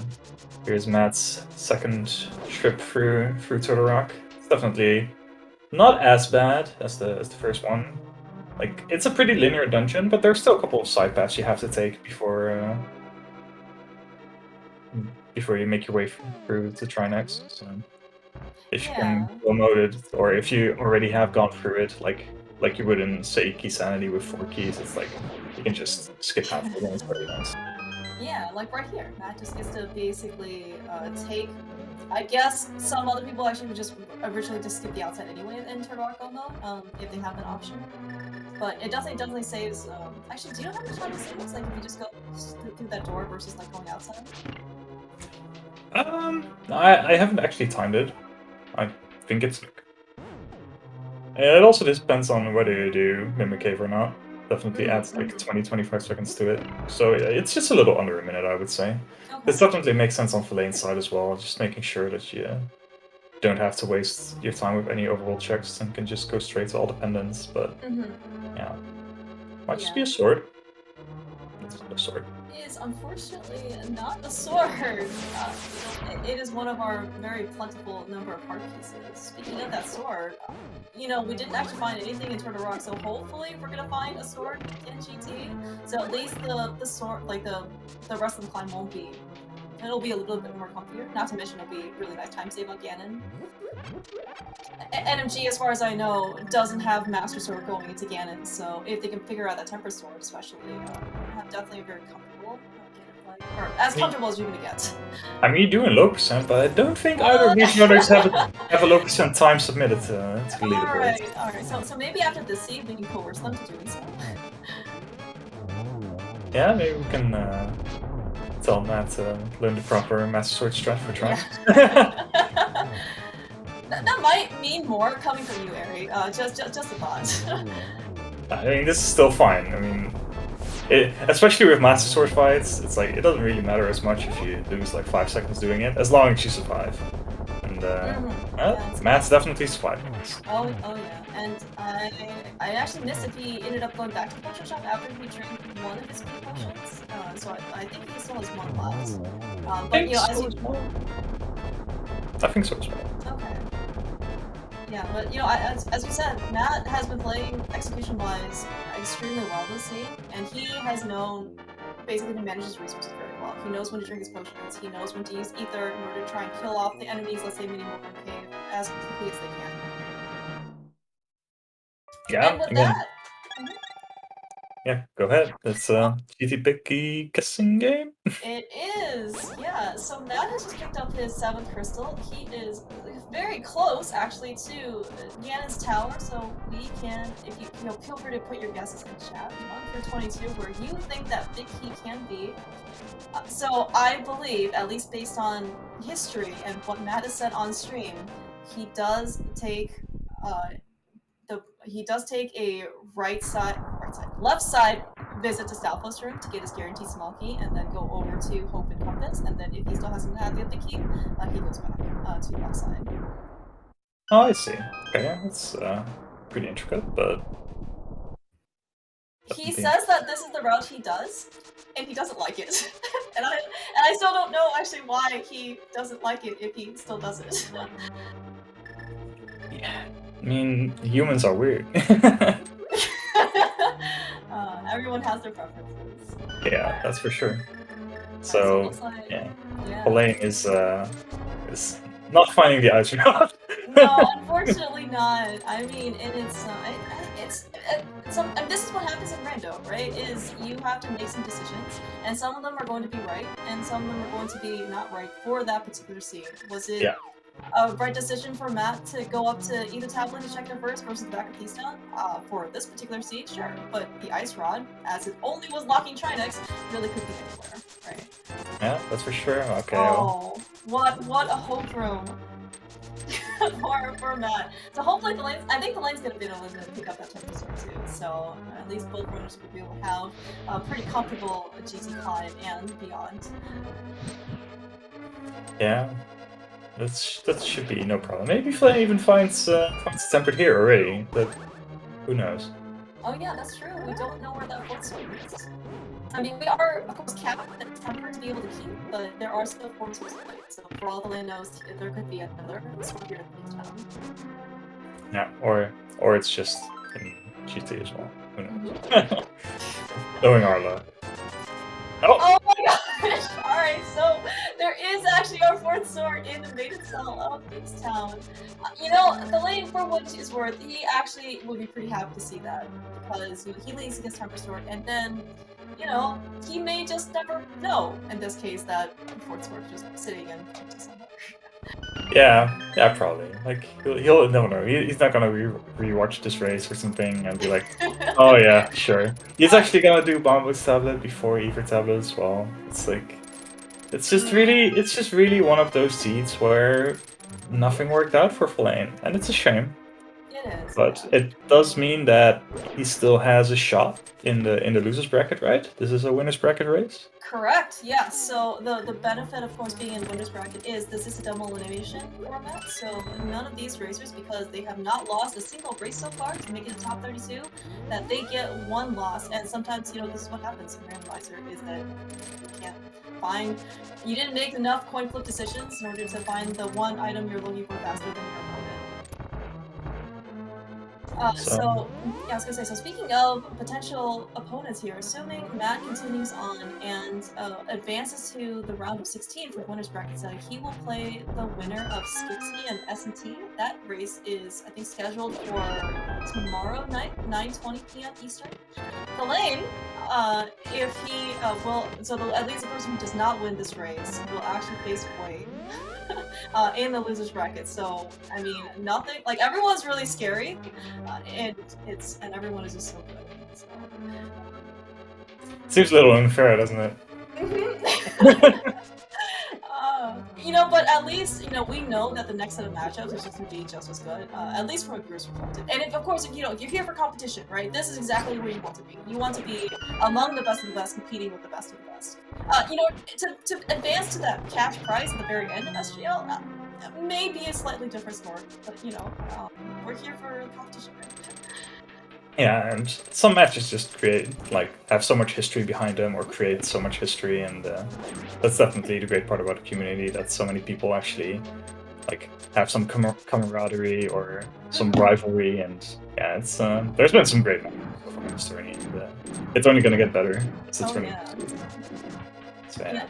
Yeah, actually, and surprisingly, I think actually before this race, even though thalane and Matt have been in the community for so long, I believe this is actually their first head-to-head race. You know, they've been in MG tournaments together, they've been in League for multiple seasons, I think they've done multiple randomizer tournaments, and I think they've always competed in the same tournament, but just never together, in a race. So it's also really cool to see.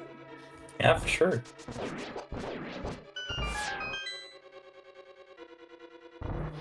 And, yeah, I guess that's just a testament to how wide this community is when it comes to skill. Like, we have just so many runners at the top level that even in tournaments you can just go years without actually facing another. Yeah. I mean, this has been a really exciting actually race to be able to feature, you know, just how good these guys are. Yeah, for sure. You can tell how often, you know, Matt has jumped this gauntlet climb. I mean, he is tearing through this place. You said something about a 124 run potentially for Matt in the future? Yeah? I mean, yeah, if he wants to go for it, he definitely could. Like I'm not kidding. He's really good at the game. I keep saying that, people who have been playing random for a long time, you can sometimes see how much time they've actually just put into the game, and they should be able to get a time that's way faster than their current NMG PB. Or you see runners that say, yeah, sometimes I just want to run NMG and finally get a sub 130, and it's like, you're way better than just a sub 130. It's like, just go for it. Just go for it.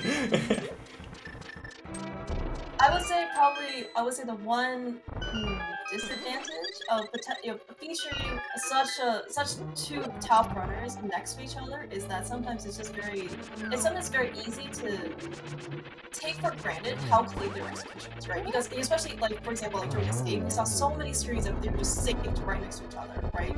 And they both execute so well that it's hard to have a comparison between, like, you just expect that this is like the norm, right? It's like if everyone is, you know, top tier, it's just harder to see basically just how top tier that level is, right? You kind of need like another comparison point. It just goes to really show you basically that these guys are just so good. Yeah, for sure. Thalane, though, having that temper sword actually makes quite a bit of difference here in Trinex. Saving time. Let's go. Alright, so speaking of easy bosses, Matt is on Agnum 2. This boss has, I'm sure, his... Okay, so he just got a triple. You know, Matt is just easy. It's easy. It's the hardest boss in the game. Yeah, just, you know, casual triple. No worries. Yeah, very nice fight from Matt. Not much he could have done there to really get a 2-cycle, I think. The patterns were pretty tricky. Managed to make the best out of it.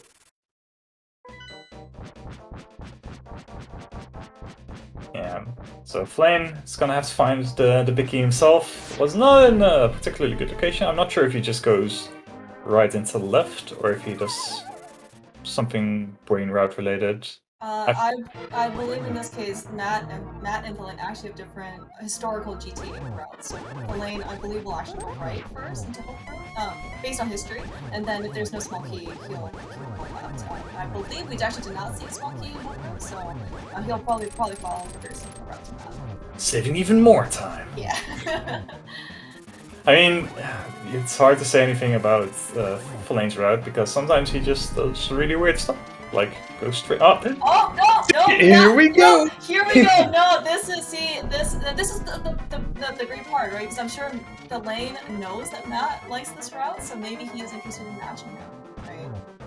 Another fun part, basically, about one-on-one matches, that you actually can like study up on your opponent. Yeah, definitely. I'll be a little bit surprised if that's actually the case, but. Who knows? I'm not judging Thalane. No, of course not. Alright, looks like Matt is already on phase 4. That was an odd teleport from Anna. One more silver arrow into him. Alright, he's expecting a snipe. Oh yeah, no, he's wondering. I mean, you know, he's like, my opponent's not done yet. What's gonna happen? Get your GGs out in chat for Matt7898, advancing into the round of 16 on the winner's bracket side. It's a big sigh of relief on his side. Huge congrats to him. Very nice race. Yeah, Matt played very, very well here. Yeah, this was definitely an amazing race between two top runners. It's just one of those races where one of the runners tries a lot of things that they don't work out. And even though you end up, what, 7-8 minutes behind? It doesn't really say anything about how the race went overall, or how you played. But it does look like we're joined by Matt. GG's. GG's, Matt. Hey, GG's, thanks. So, I guess the big question is, how did you feel when you found the hammer?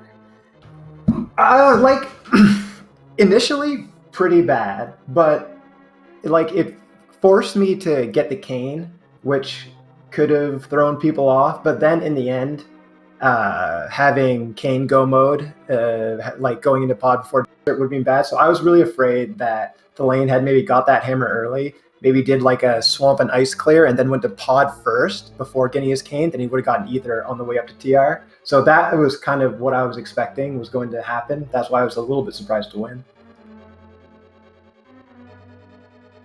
Alright, I can definitely see that sequencing making sense, yeah. But yeah, it turns out that for the most part, maybe the two of you did things in a slightly different order, but you definitely followed the same line for most of it. And there were just small sequences that caused Thalane to either lose a little bit of time or having to like do things just a little bit differently that didn't necessarily work out. Yeah, we talked a little bit. So knowing that he got the hammer kind of in the same like part of the seed that I did, made it all kind of make sense. Because I made a few skips, one of which was very unintentional in Ice Palace, but like I didn't get punished for the left side swamp or the eastern chest. So like kind of knowing that was his red as well, it all kind of makes sense now. Yeah, so I mean, in this case, like, did you feel okay when you found the ice route eventually? Because it looks like actually you were ready to give up on your portal basically. After pop maybe. Yeah, like that was at that time the best place it could be for me, right? So I was feeling a little bit bad about doing Helma, but if Ice was your go mode, it's kind of hard not to do Helma because at that point you're kind of forced to have only bad things. And then my thought was, well, maybe he would have done Spike Cave after TR, and then he would have only had Ether Tablet left up there, and then that could be a last location, which looks maybe like it was the case. Yeah. No, he didn't. He also didn't do Spike Cave after Turtle Rock. So you both pretty much followed the same line in that. Like he finished Mire. He doubled up Mire, so finished Mire later, then went to Turtle Rock, and then just saving quiz went to. I think he immediately went to Pod as well. So he basically just trailed you, and then kind of followed the same checks and actually almost last located the ice route. Yeah, I think after Pod, he went to check Pedestal, and then he decided to back up East Town before heading up the mountain. Okay, yeah, that was kind of another thing that you could do, right? Because it was 2 items versus 2 items, and plus you're kind of going over there to do the Smith chain anyway, because if you had nearly last located your hammer, you wouldn't have done hammer pegs or purple chest most likely, because of where the Mire was. So yeah, that makes sense too.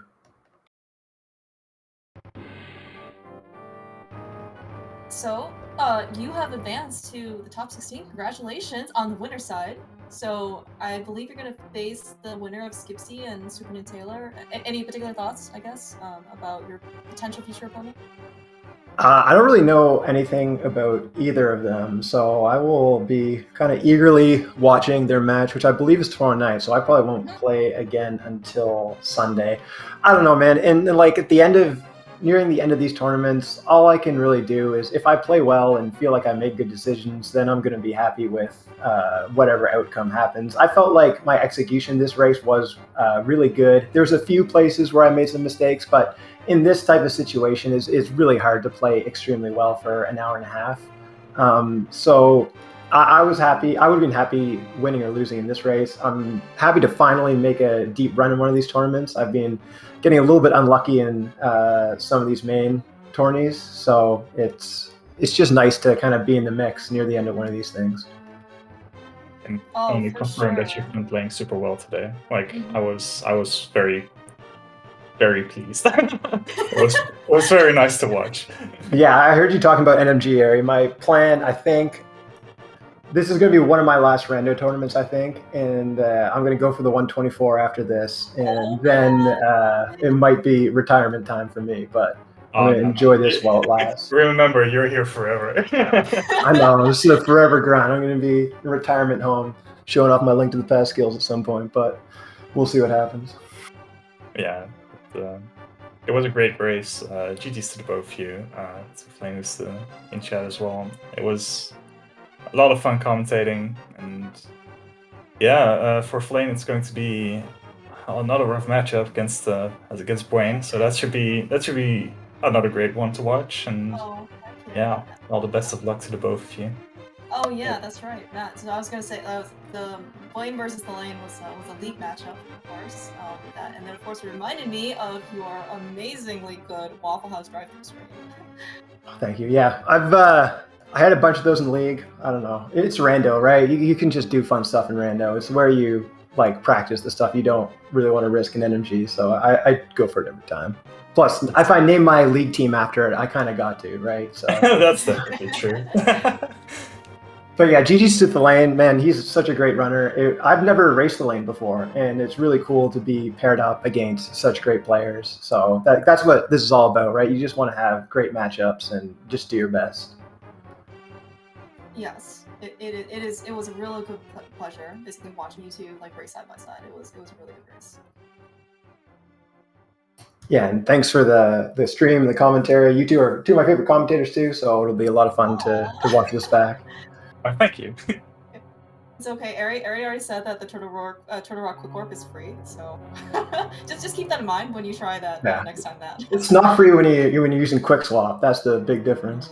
That's true. That's true. It does make it a lot harder if you don't have a frame of reference in your menu. I guess I'll have to give you that. But you didn't even go for it, so like you just held upright out of the last hand. No, I don't go for it with Quick Swap. I know. I honestly, that did cross my mind because I knew you were on commentary, and I was like, oh, he's gonna be so disappointed. I should have just done the menu. Well, I appreciate the thought. Yeah, I was gonna say it's not too late. You know, you're still alive and winners bracket no less. So you've got at least 2 more matches inside you. So potentially, you know, this could be your next match could be your time to shine or something like this. That's true. You never Redemption know. arc. Yeah, but certainly, enjoy your victory, Matt. GG's again. This was, it's an amazing victory. You played, you and thalane players both played very well, and you came out on top in this case. So certainly enjoy it. And yeah, S&T versus Skipsy is going to be tomorrow night, 9:20 Eastern. So SGL is going on, and I think channels will be assigned on a pseudo daily basis, something like that. So certainly keep your eyes peeled on the schedule. But presumably after that, then Matt, you can actually schedule. Your next race after that result. And as we mentioned, so this is not the tournament life end for thalane. He will be knocked down into his redemption arc in the losers bracket, and he will be facing his former league teammate Wayne, who I believe also got knocked down there pretty early by another really good runner, Gem. So everywhere you look, it's just top players. So, all of these matches should be very, very exciting. So it's really stay tuned for those. Yeah, any other thoughts though before we kind of wrap things up? No, this is for me. Just thanks again, guys. Appreciate it. Oh, it was great, Matt. So I'm looking forward to next releases. Alright, so I guess with that, let's wrap up things. Thank you to our tracker, JLo, for doing all of the button pushes. Thank you again, Matt and thalane, for putting on such an awesome race. Ari, thank you so much. Awesome. You are still awesome to be commentated with. Certainly looking forward to a next potential race. Look forward to the next one. Always a pleasure. Yeah, that's right. Yeah, so at least tonight on the schedule, there is actually another really good match starting actually in about 15 minutes on SpeedGaming main. It is a Flip Heel versus Act the Boker. Also going to be another winner, a top 32 match, so that's also going to be a pretty good, exciting match. I believe there's also one scheduled for tomorrow morning at 7:20 a.m. It's going to be Gem versus Schultzer, another top 32. I mean, just like big names everywhere, so certainly keep your eyes peeled for SpeedGaming. Turns out there's a lot of good people in this community. Mm-hmm. Oof. Yeah. Hot matchups. Yeah, no, this is all really rough. So, but also, as Matt mentioned, right, we're here for good competition, right? You just want to be basically competing against the best, and that's really just part of like the really great like skill, basically unlimited skill ceiling, of this community. Yep, Rando's hard. So much to learn. Never stop. And practice. 124, yeah. Matt. You heard it on. You said it on stream, so it's going to be on the record now. Yeah, now I got to do it. All right, yeah. Clear. Thanks for calling me out. No worries. All right. So I think with that, have a good rest of your evening and keep watching Rando.